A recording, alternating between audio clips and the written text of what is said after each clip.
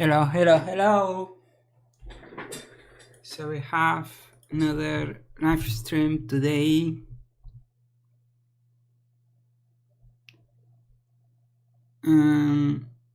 If you are new here, my name is Jesus Castillo and this is rubyguides.com. Okay, so today we're going to talk about regular expressions.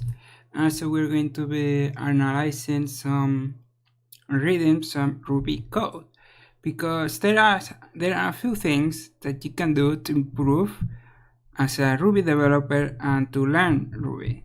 There are a few things, and these are mostly: one, reading tutorials and books and doing courses. That's one thing you can do.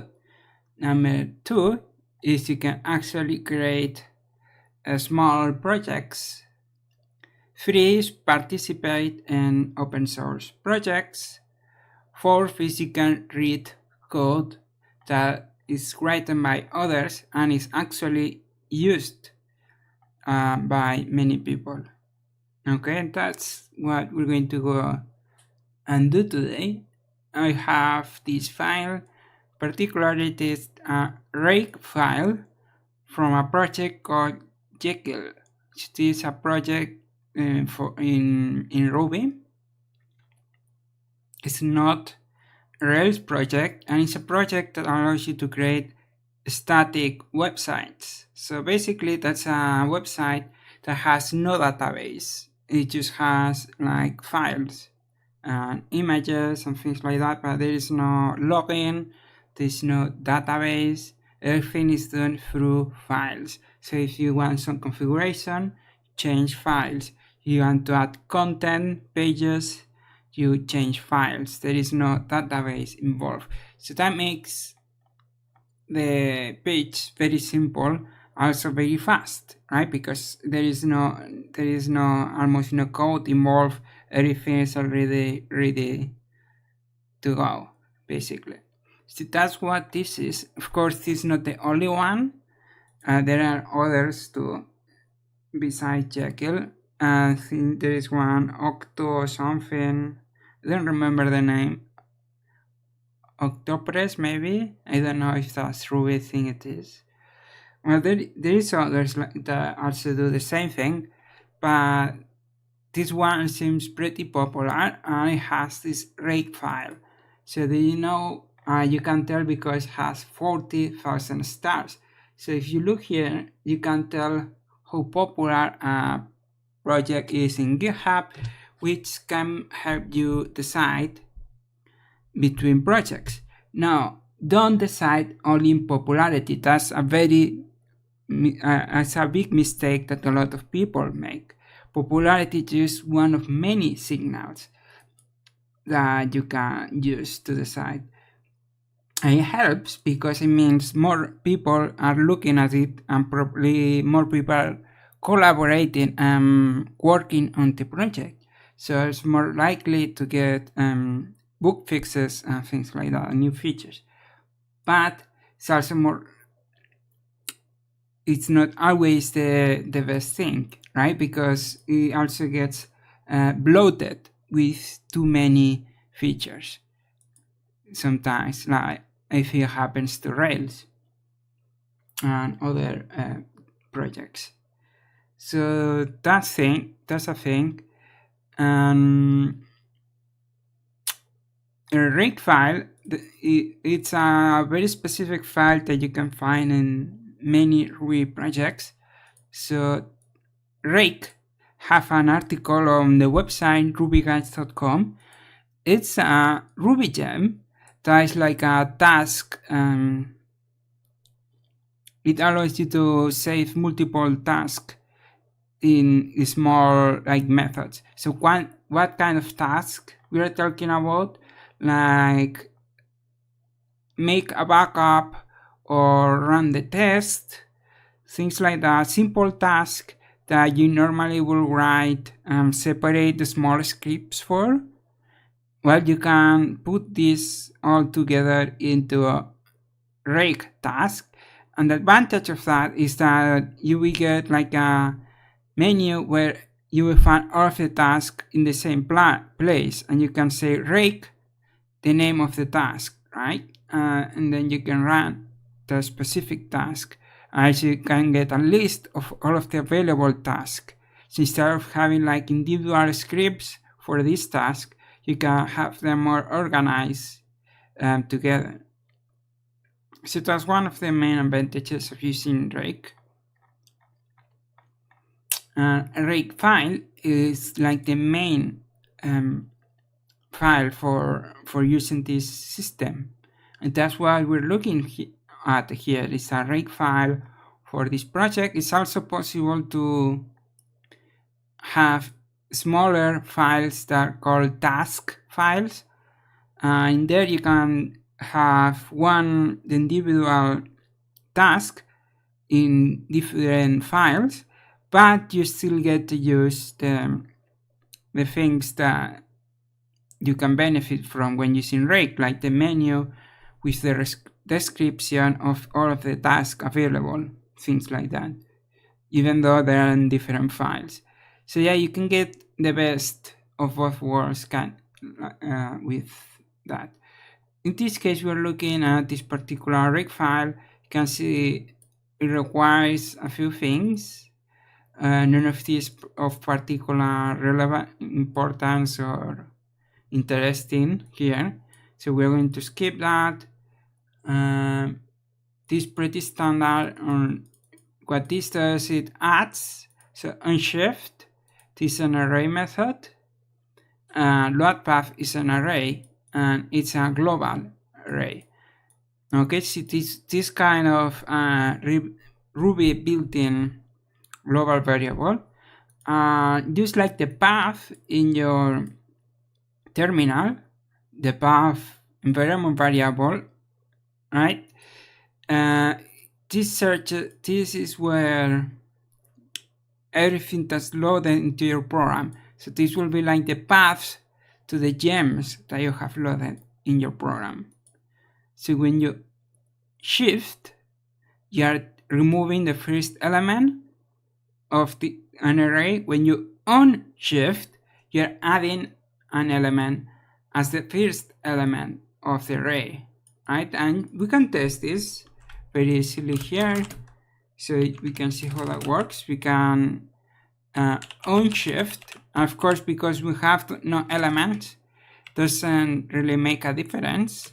But when we add more, you see that they are in front of the array, so as the first element of the array. So that's what unshift does, right? Shift is just the opposite of that, in that it removes from the front of the array, right? And you could also do pop, that will remove something from the end of the array. As you can see here, pop removes from the end of the array. Okay, so there is that. If you weren't familiar with that, how would you analyze that? Well, you will break down this into two things, because the dot, it means that we're calling a method. So you already know, okay, this is a method. This has to be a method on some class. So you will see what load path is. So we find out that it's an array. Therefore, you're going to look the documentation for array methods. And then in there, you will find unshift, and you will get a description of what unshift does. Then you do this. You go to IRB or pry, whichever you prefer. And then you try it out and confirm, okay, yes, this is indeed what it does. And you can also find, okay, this is the opposite method. And this is a similar method that also is in the same category of array methods that add and remove elements, right? So you can create like these categories in your mind of methods. Okay, so these are methods that add and remove things into an array. Then you can have another category of methods, which is these are methods that allow you to loop through the array. There will be innumerable methods like each, select, map, inject, are these methods that allow you to iterate or loop over the elements of the array, right? So you can create these categories of methods. So when you want to do something with an array of a string, then you pull out from the category, depending on the thing you want to do, and then you can narrow down the specific method that you want to use. And you can try different ones to find out specifically which method is going to work the best for you. So use a little tip or advice, however you want to call that. And here we have another interesting thing. You might not see this very often. This underscore, dir, underscore. What's that? Let me make that bigger for you if you can see that. That's also variable, and we can see what it is. We can go here, underscore, dir, underscore. Okay, so that's some kind of directory. So this dot represents the current directory. So this like a variable which represents the current directory. In this case, it could represent another directory. I believe this represents the directory where the script or the file is. If you want to know more about that, of course, you can Google for that or search in the Ruby documentation. And you can, when you're reading code, you can go like broad strokes and you look at blocks of code and see what gets your attention. And then you can go like very minute thing by thing, like a microscope kind of investigation. And you can see, okay, so this is one thing. Do I know what this does or not? There's another thing, and you go like piece by piece, and you get like a microscope and look very closely what every piece does. That's another way to read code, and both are useful, right? It depends on what you're doing. So that was that line, and we can skip this. We have another required like a comment helper function. Okay, and then we have what else? We have some method definitions. Here we have name, version, and that's use a string. That's a string, I believe. Another string, docs name. Okay, we have docs folder, gem spec file. Okay, gem file. It is another string. By the way, if you're not familiar with this format, if you're kind of new to Ruby, well, this is called string interpolation. Yeah, that's kind of a strange name if you're new to it, but let me repeat that.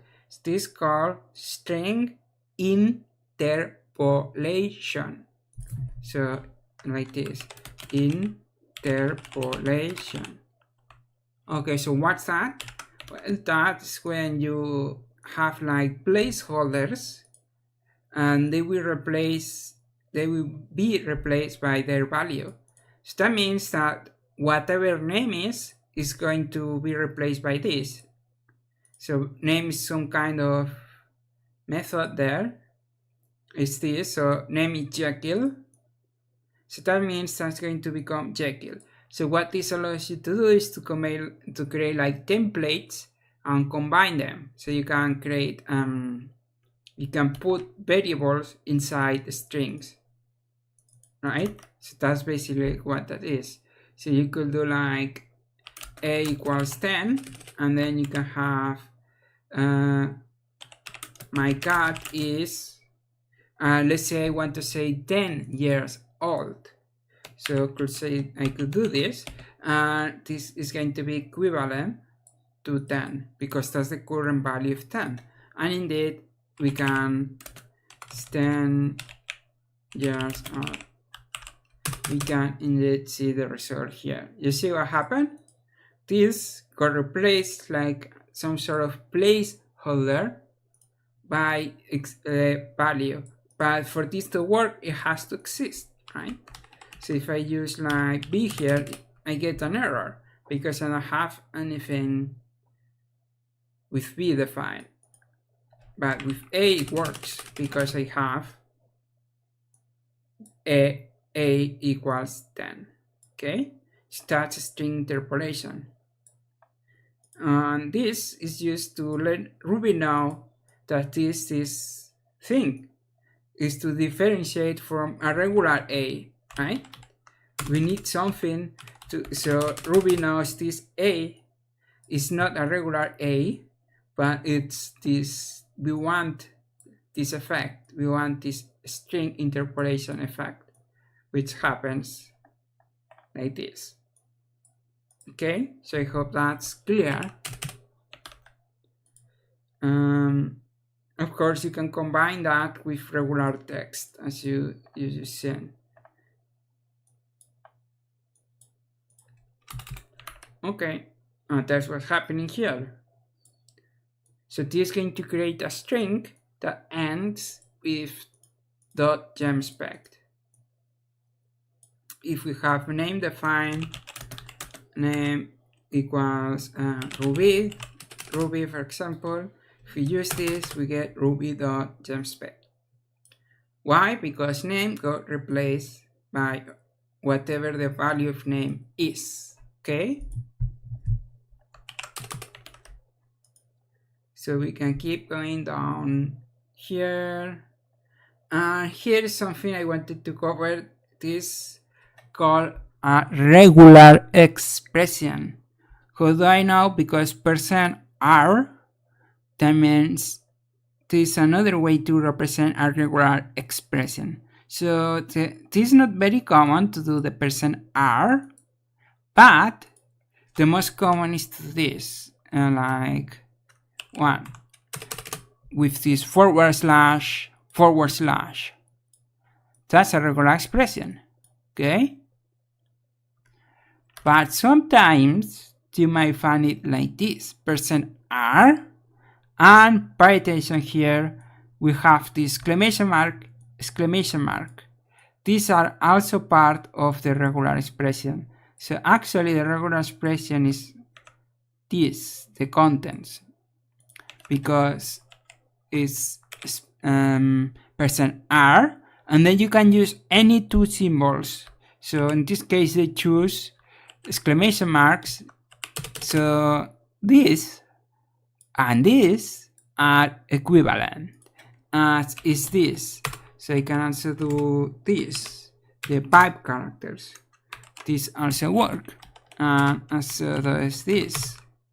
Okay, so you can use any two valid characters to delimit the start and end of the regular expression, and that's precisely that's exactly the advantage of using %r. That exactly the advantage is that you don't have to use the /. So you can use some other symbol to say, okay, here is where the regular expression starts and ends. And that's what's happening here all over the place. As you can see, %r, exclamation mark, %r, exclamation mark, here. There are a lot of these. Now, how do you understand what the heck is going on in here? Right? Even if you're familiar with regular expression, it might be confusing at first. you kind of have to decode, especially these more complicated ones, like this. This. Okay? Well, there are tools. There are very nice tools that you can use for this. And what kind of tools? Well, let me show you some. First, we need to get the actual regular expression. Hey, the actual regular expression, which is this. And we can use a regular expression analyzer like this one. You will notice there is a specific option for Ruby, but this PCRE option will work for us. So PCRE stands for Perl regular Perl regular expression. No, Perl compatible regular expression. So that's PCRE. Okay, so that's what this means. But this should work for most Ruby regular expressions as far as I know. So we can come here, take all regular expression, put it in here, and then look at here. We get some information. It says explanation. It says /n matches a line feed, also known as a new line character, also known as the ASCII 10 character. That's the ordinal value, numerical value of the new line character. Then it says, so that's this part, S2/2, so it's breaking down the regular expression for you, right? That's what you do by hand, but by doing for you. So explaining the regular expression. So /s, this thing too, with the brackets, it says, matches any white space character. Okay? And then it goes on to say quantifier. So this part is called a quantifier. And it says matches exactly, and this word is important, exactly 2 times. Okay? Exactly 2 times. This word is not here used randomly. It has meaning, right? So that means if there isn't exactly 2 white space characters, then this expression will not match. Okay? What else? Well, it goes on and it says matches the character asterisk literally, right? Why would we say literally? Well, again, this has meaning in this particular situation. It says literally because the asterisk or the star, whatever you want to call that, has special meaning in a regular expression. And that's why it says literally. Because in this case, the special meaning is removed. How? By using this backslash symbol. That removes the special meaning. Then it goes on to say quantifier. Oh, we've seen this before. Quantifier. We can probably expect it to do the same, only that we're matching exactly 1 instead of exactly 2, because there is a 1, right? So as you can see, you can make sense of the regular expression this way. Yes, it takes more time, but that's how you make sense of it. Fully making sense of it, not just get a general idea. Okay, there is another page I found that you can also do this. It's this page. And this generates a pretty diagram image. So also it has a Ruby, specific Ruby option, as you can see here. So here I can enter and we get our nice diagram of the regular expression. And this explains in a different way. So it's a /n. So you need to know that that's the new line character, right? New line. And then it says white space 2 times. So that's pretty clear, right? So that's basically this. White space 2 times. So that's pretty clear. And the asterisk. So that's what this does. So these kind of tools are extremely useful for understanding regular expressions and also to build your own regular expressions. And there is one more thing that you can use, one more tool, and it's this one called Regexp Examples. Regexp Examples. Let's give it a try. So I have IRB, I have I'm going to require the gem. Okay, examples, there it is. We got it. Next, we're going to get the regular expression. And remember, it's this part. Just like that. Well, actually, we want this too. So there it is. And now we can do examples. Ta-da!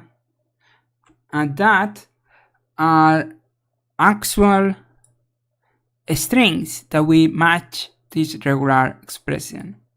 So let's try that with another of these expressions. Like, how about this one? We got that one. Examples. Oop. Look behaves and regular cannot generate examples. Okay. How about this one? And this is another way you can get to understand. I guess that doesn't work either. Yeah, it will work for this one because it's. I think it will work for this one. Examples. There we go. See? So these are things that we match the regular expression. I think you can also do random example. Yeah. So the reason I like this is because it allows you to see. It allows you to see what kind of string is this expecting, right? What is it? What is the regular expression for? Not only what the regular expression does, but actually what is it for? What's the point of the regular expression, right? This case is to get this, to validate this kind of string. So this gem is kind of doing like reverse engineering. That's what it is called, reverse. Not sure if that's to is, maybe not.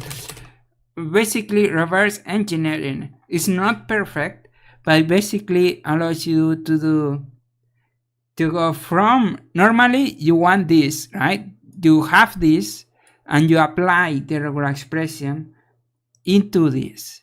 But without having this, we were able to get this just from here. So we went the reverse path, right? We went from the regular expression to the string.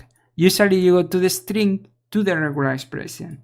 So that's what's called reverse engineering, but of course not perfect. So that's why it doesn't always work. But it can be a useful tool for your understanding of a particular regular expression. And that again is the Regexp Examples gem. Okay, so I hope you like that and you find that helpful. Of course, you can use, oh, this looks interesting as well. This, you can see this digit 1 or 2 times, digit 1 or 2 times, digit 1 or 2 times, and then digit 4 times, digit 2 times, digit 2 times, with these symbols in between. So that's what that looks visualized, and you could also drop in here for this explanation. Of course, that's a lot longer. If you're more visual, you might enjoy this more. Okay. So this is extendclass.com, Regex tester.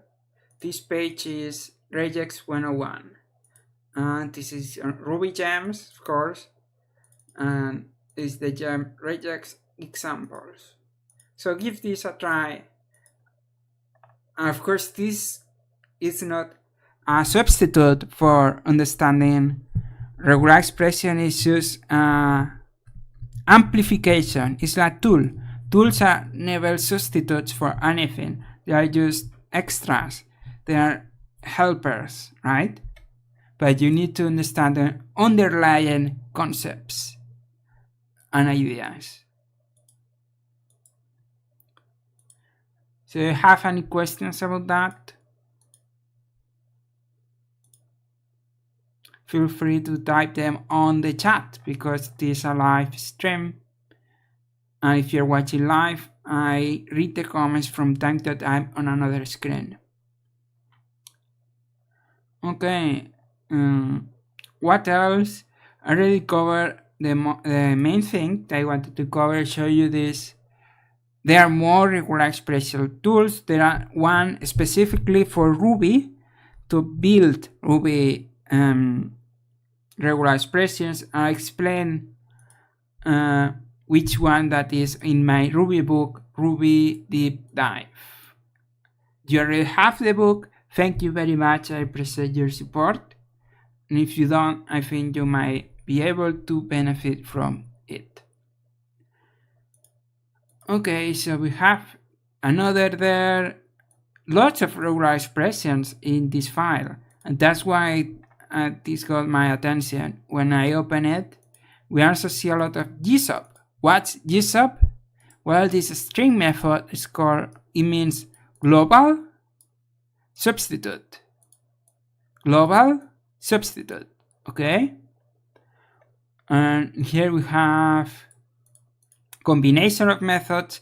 Remember the methods, you can combine them one after the other, like this, and that's built-in methods, and we can, and this becomes like a factory where every method is doing part of the work.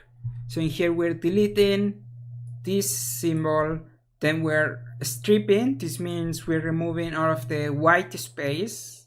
So we can check that. Kind of like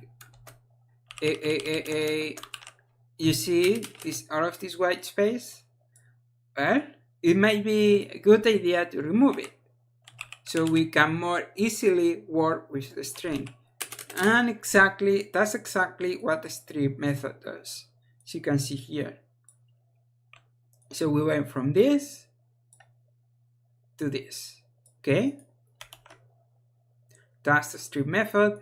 Don't case, of course, very simple method, but very useful.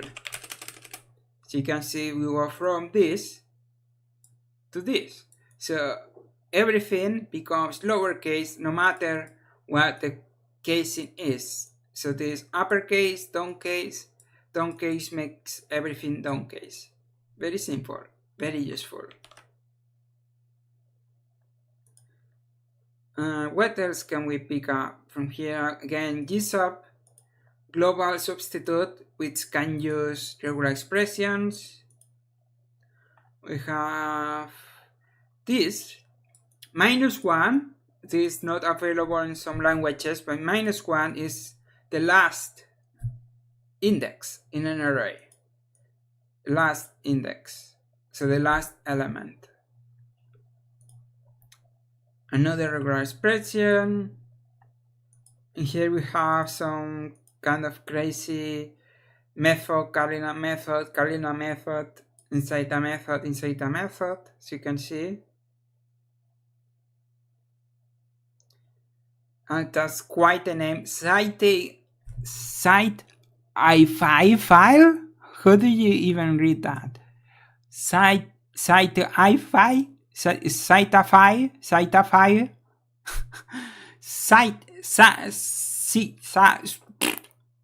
Cite a file. I'm going to cite a file the file. How do you even say that? Yeah, which I don't know. If a name is hard to pronounce, maybe you should consider changing it. I don't know.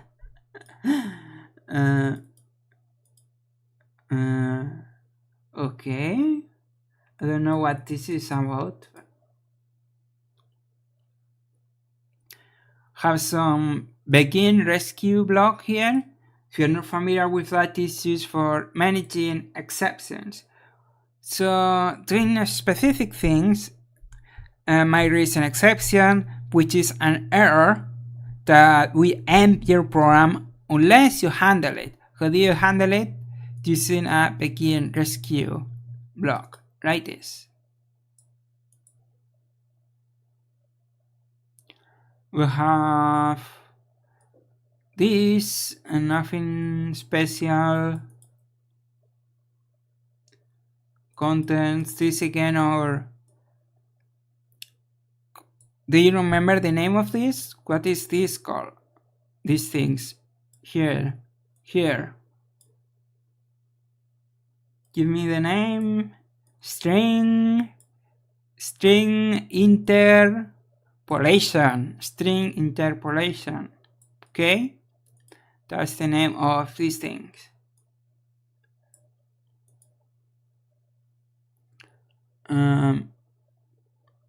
We have a method.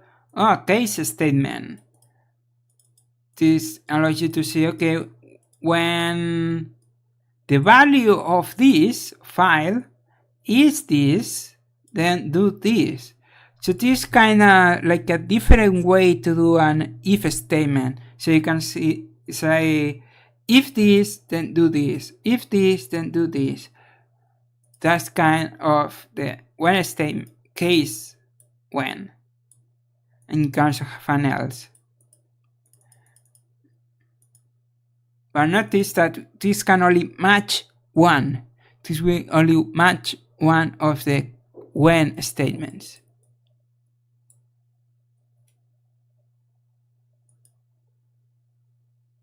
Use up and regex regular expression again. Okay, another block. Have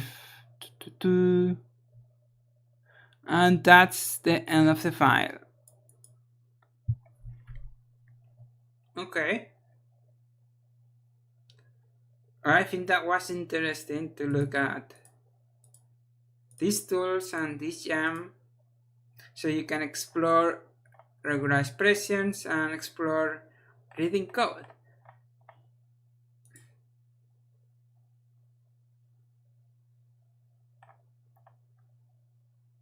We can maybe look at another file.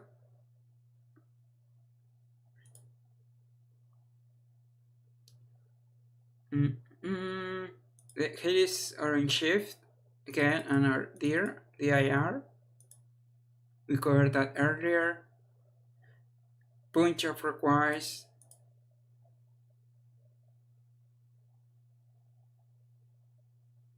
Oh, autoloads.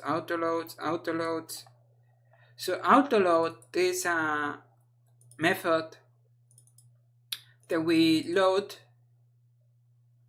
the file only when this is used.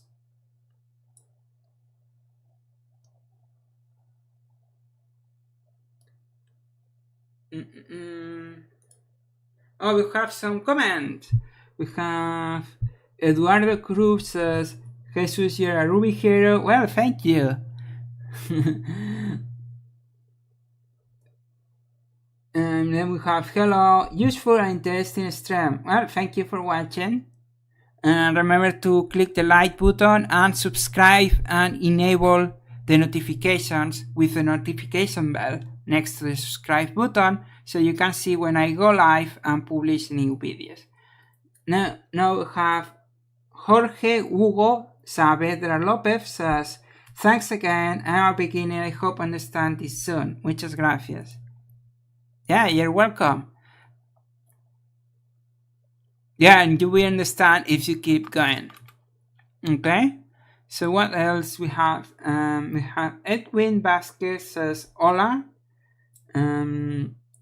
Necesito guardar una... So he's writing in Spanish. So I understand that because I'm Spanish.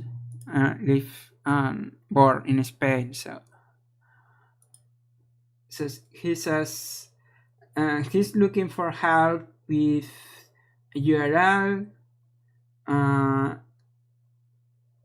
with everything and parameters to call it again through redirect to. I'm not sure what you mean, Edwin. If you have an example, how are you make guardar, save the URL?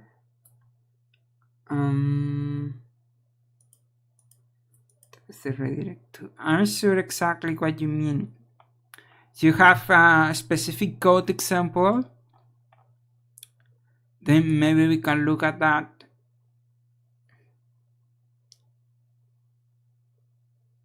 Okay, env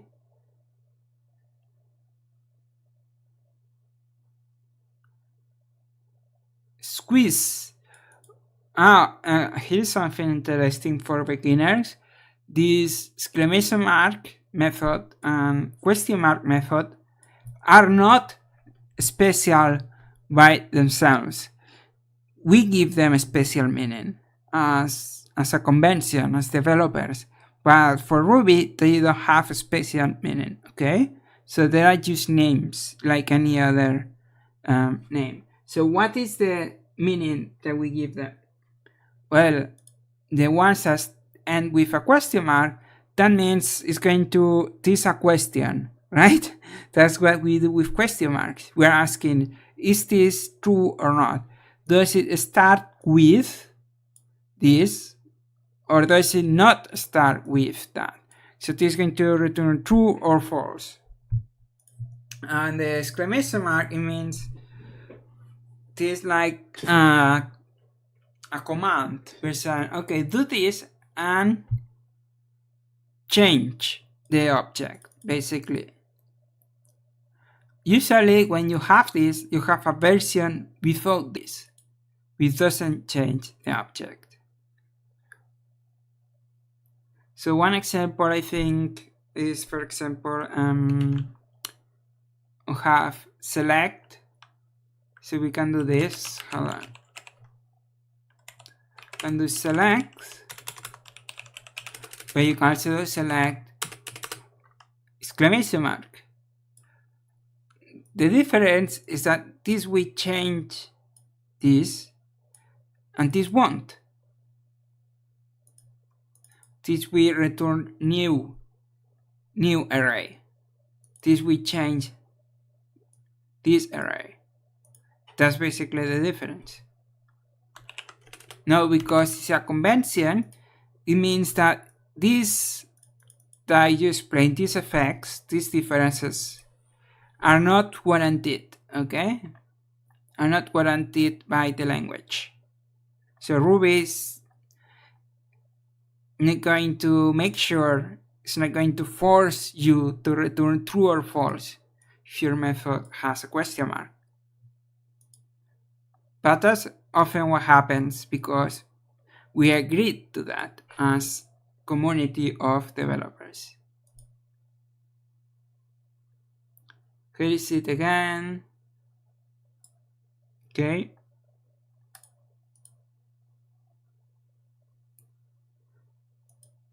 You can find my address, my email address on my website, rubyguides.com. There's an about section. Okay.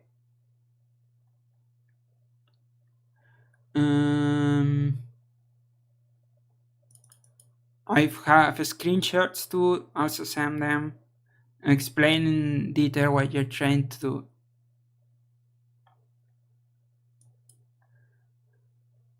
Okay. Oh, that's interesting. Do you know what this does? That's basically it's called memoization. It's a form of cache. So in other words, the first time that you call sites, it's going to assign an empty array to sites unless its array has some value. The next time it's just going to give you that value. Basically it's that. So it's like saying, okay, the first time if this is empty, make it an empty array. The next time, don't bother with that, don't change it, just give me this. That's basically what this is.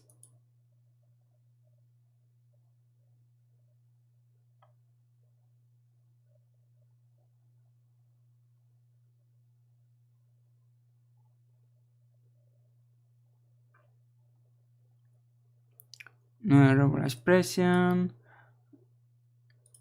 Okay.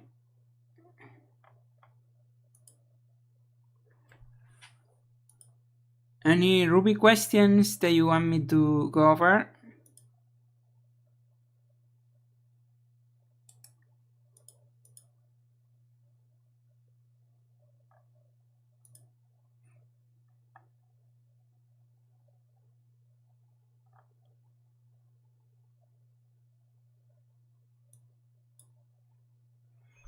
Base cache. So this is a hash.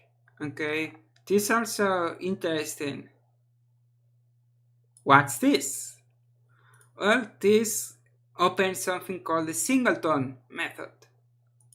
So basically, everything after this, like this will be defined at the class level. So this will be a class attribute method, basically. So you can say cache dir, like this. Cache dir. That's what we can accomplish with that. Also this method right here, we also be like this. So this kind of like a self whatever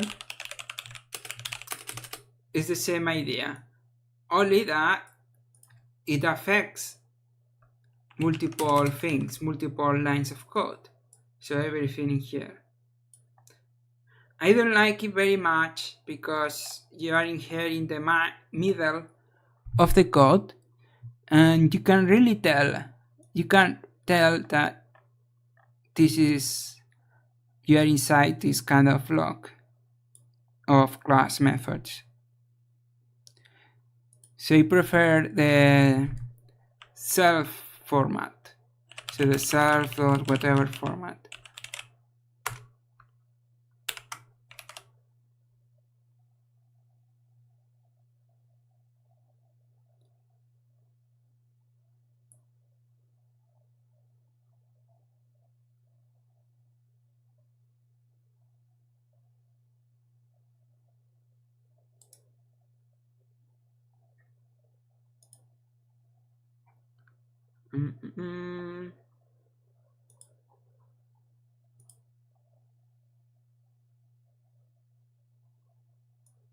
instance variable,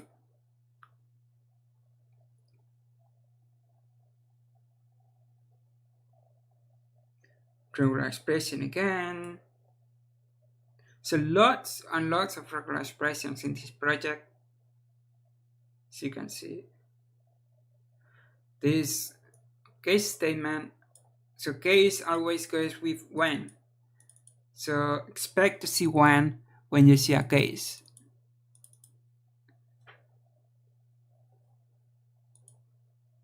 Basically what is saying, when mode equals this, when mode equals this, then do that, right?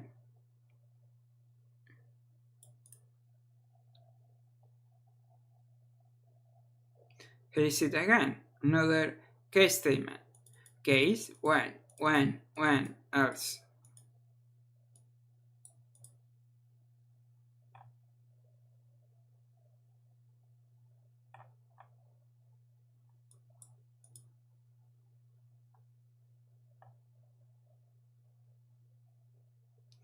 JSON if, how do you read that? JSON if, is that pronunciation? JSON if? So it's kind of funny.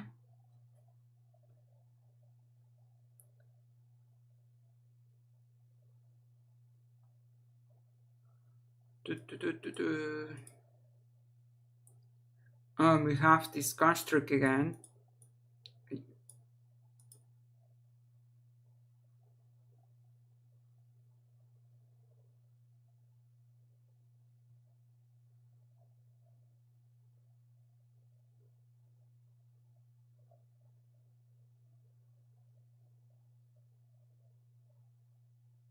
Is a hash.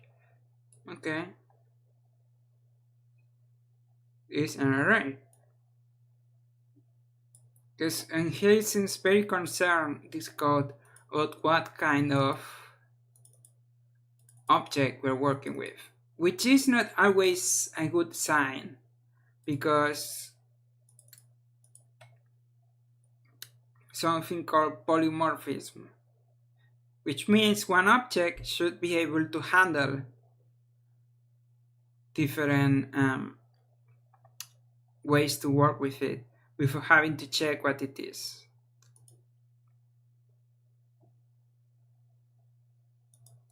No match. Okay, then I know what that's about. Here's the instance variable.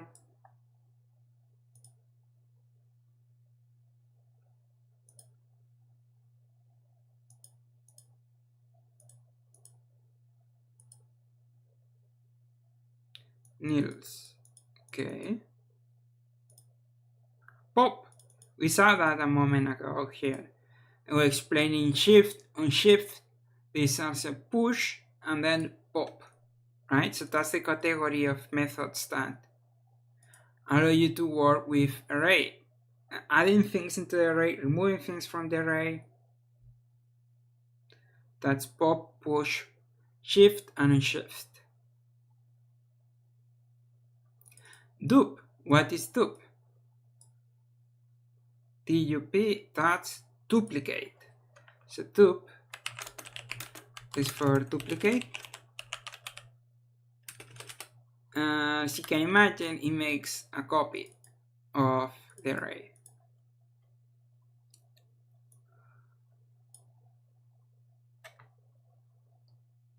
This is also clone, which of course is clone. It's very similar to dup. There are small technical differences that you don't need to know right now.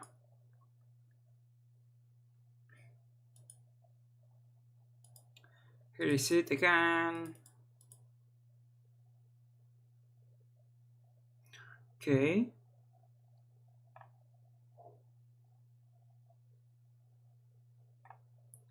That's another interesting method. Respond to question mark. So the fact that it has a question mark, what does that tell you?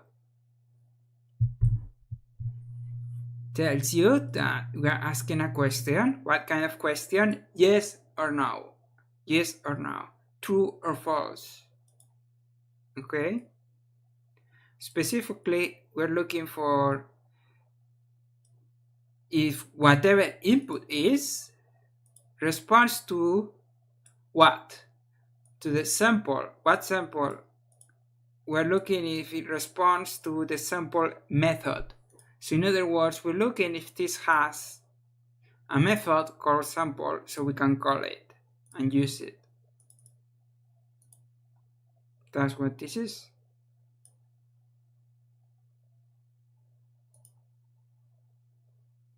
And indeed, we're using it here and here.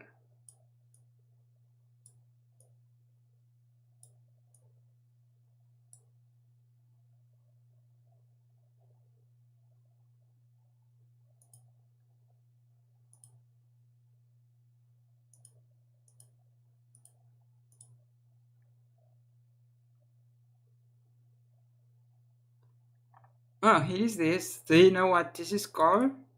We call this very interesting name called the spaceship operator. Okay.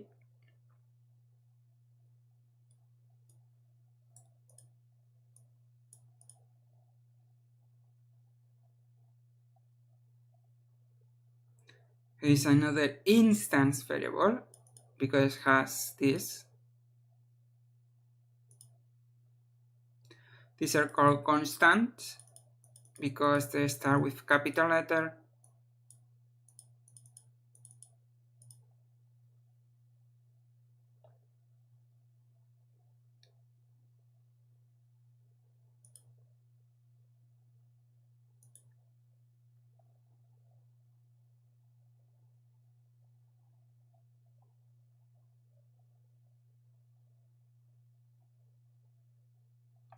Here's another of these question mark methods. We also sometimes call these predicate methods. This predicate. Don't know why, but sometimes they're called like that. Here's another consume question mark.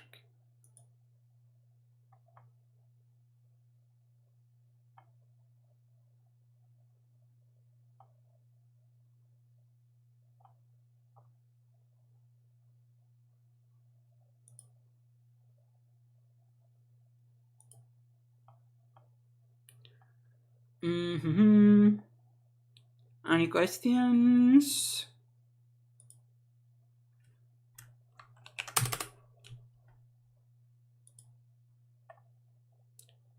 So how long has this stream been going for? It's about 1 hour now. So I think I'm done. Thanks a lot for watching. If you want to learn more, make sure to subscribe to the channel and enable the notifications so you don't miss out on any other new videos. Make sure to click the like button so I know that you like this. Watch more videos on the channel, over 100 videos you can start watching right now to learn Ruby. And also visit my website rubyguides.com. rubyguides.com. In there you will find over 100 articles for you to learn Ruby and improve your Ruby skills. So that's rubyguides.com. Thanks a lot for watching. I will see you in the next video.